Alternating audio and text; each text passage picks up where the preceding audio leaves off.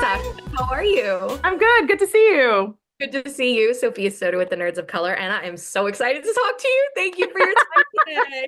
Ah, I love it. I'm so excited to talk to you too.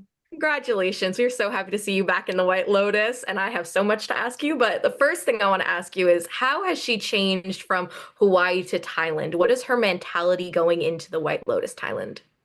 Yeah, I mean, she talks about it in, the beginning of this new season that she's been depressed and she's, trying to deal with the fact that she was pretty devastated season one. And I think that also we meet her, with depression in the rearview mirror, and she's stepping into this new world and taking more risks. And I think for her to even book this trip to Thailand and to, try to up her game at her job are all signs of life. And it shows that she's excited to sort of dive in again and take some more risks and bet on herself. So it's really cool to see this side of Belinda where she's kind of activated.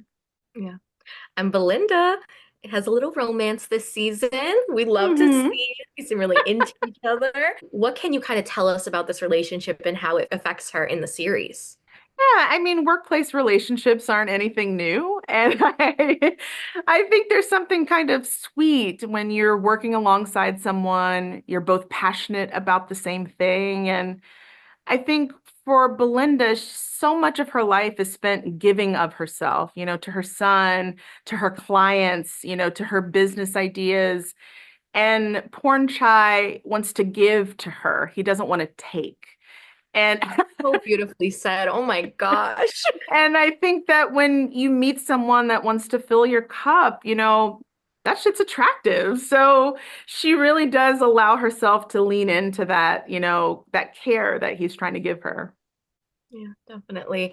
And the White Lotus has always been focused on the privileged and that 1% who can afford to spend that money, with the That's majority right. being white, as well as the Yeah. staff around them. Belinda called it out in the first episode with the comment to her son about seeing a black couple, you know, who weren't the staff. So do Yeah. you, right? I mean, do you feel this season and those themes kind of demonstrate that even more? Absolutely. I mean, that scene specifically, I pitched to Mike. I was just like, there needs to be a moment where Belinda sees someone who looks like her at the resort and then connect. And I talked to him a lot about, when Black folks travel and we see each other out, it's like, I see you, keep going. And I think when we see, people of color in spaces that are homogenous and don't often look like us, it allows us to dream. It tells us that it's possible. And so I felt that scene was so important, I think, because Belinda's in a space where she's auditioning this new version of herself and trying to see what's possible. Um, and so, yeah, when you talk about privilege and you talk about the 1%, you have to talk about the millions of people that keep these places running, and that are responsible for your blissful escape, that's their day to day.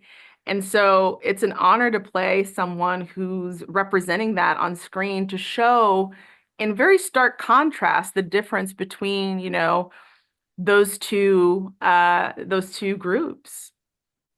I really love the fact that you pitched that scene. Like that just makes it so much more significant, and knowing that you were able to like have that say in it and like include that because it was such a powerful scene. So I I really mean, love that.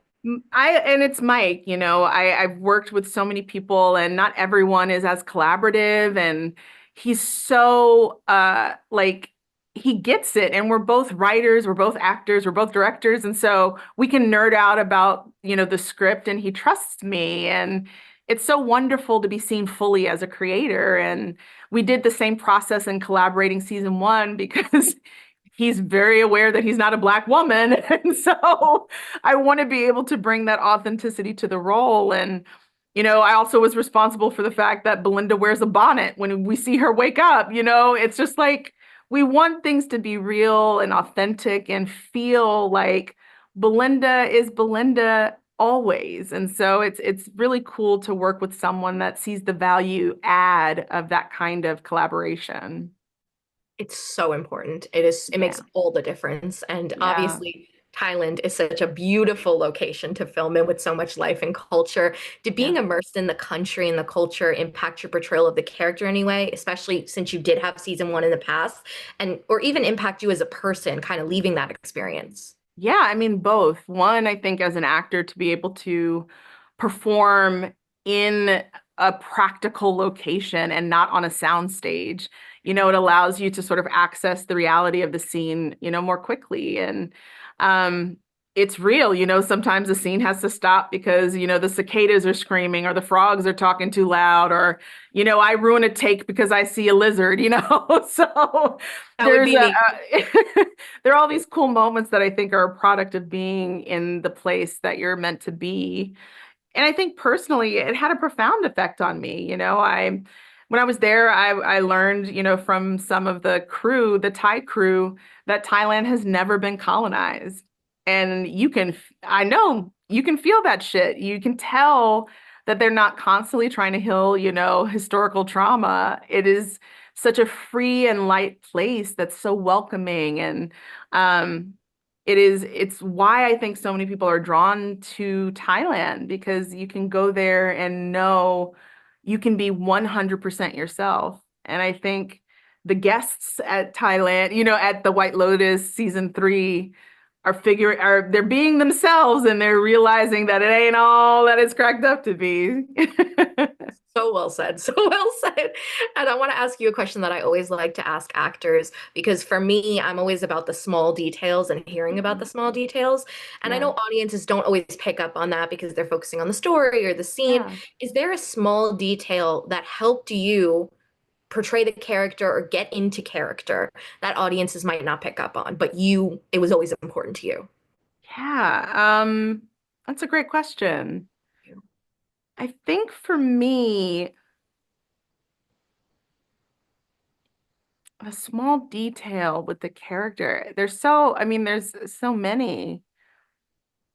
Belinda, this season, um, it's so strange, but her work shoes, Like it's so that. small, but when Belinda is in her uniform and she's in her work shoes, it's grounding her in the reality that she's there to learn. And when we see her outside of her uniform and her shoes change, um, it changes how you move. When I was in theater school, I was one of those nerdy girls that would be barefoot and walk around and because your relationship to the ground really does inform your character. And so I think her work shoes are so sturdy and they're dependable, like Belinda.